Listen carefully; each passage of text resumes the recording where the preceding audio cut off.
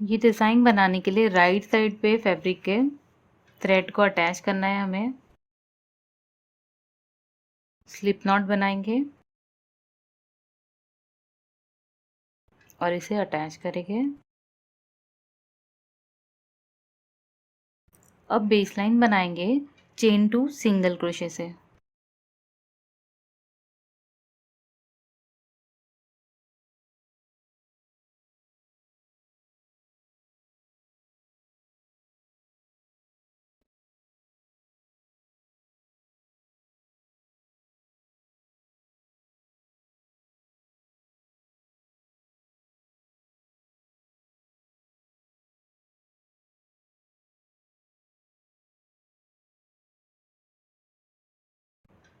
Single crochet.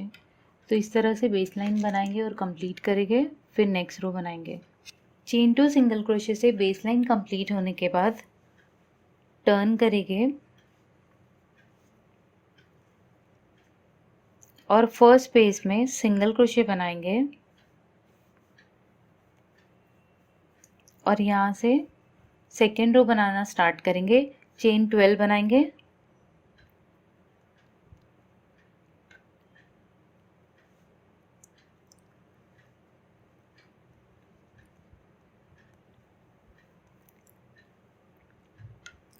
और इसे third space में अटैच कर देंगे 1 2 3। तो थर्ड स्पेस में इसे अटैच करेंगे। तो इसी तरह ये सेकेंड रो बनाएंगे।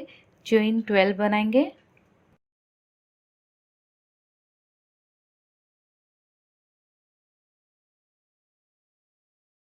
और थर्ड स्पेस में अटैच करेंगे 1 2 और ये थर्ड स्पेस। तो इसी तरह ये सेकेंड रो को रिपीट करेंगे। चेन 12 बनाएंगे और थर्ड स्पेस में अटैच करेंगे।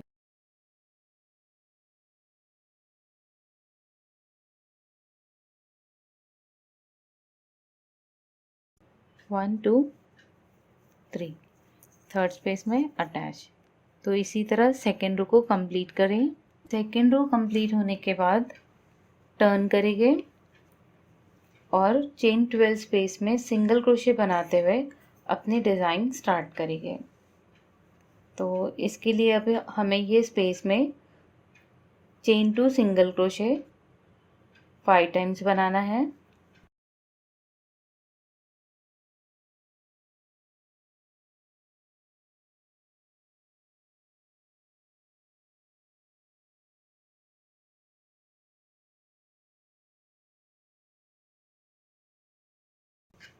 फाइव टाइम्स बनाने के बाद डिज़ाइन को शेप देने के लिए इस तरह से पुल करेंगे। डिज़ाइन शेप में आ जाएगी। अब हमें चेन टू सिंगल क्रोशे मैंने 5 टाइम्स बनाया। उसके बाद चेन 1 बनाकर सीक्वेंस अटैच करेंगे। चेन 1 बनाया, हुक के अंदर इस तरह से सीक्वेंस को लेके और रैप करके सीक्वेंस के होल में से थ्रेड को निकालेंगे। 2 लूप्स आ गए। अब दोनों में से निकाल देंगे।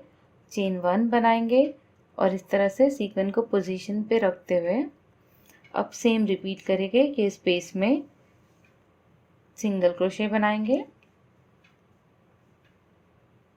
चेन टू सिंगल क्रोशे अब 5 टाइम्स बनाएंगे ये स्पेस में।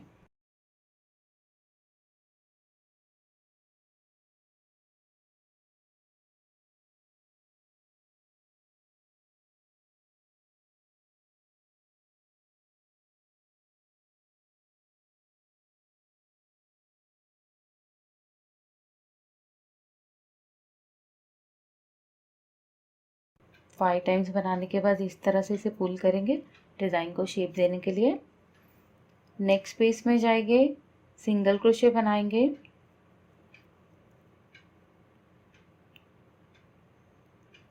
और सब कुछ सेम रिपीट करेंगे और ये ब्यूटीफुल डिज़ाइन इस तरह से कंप्लीट करेंगे।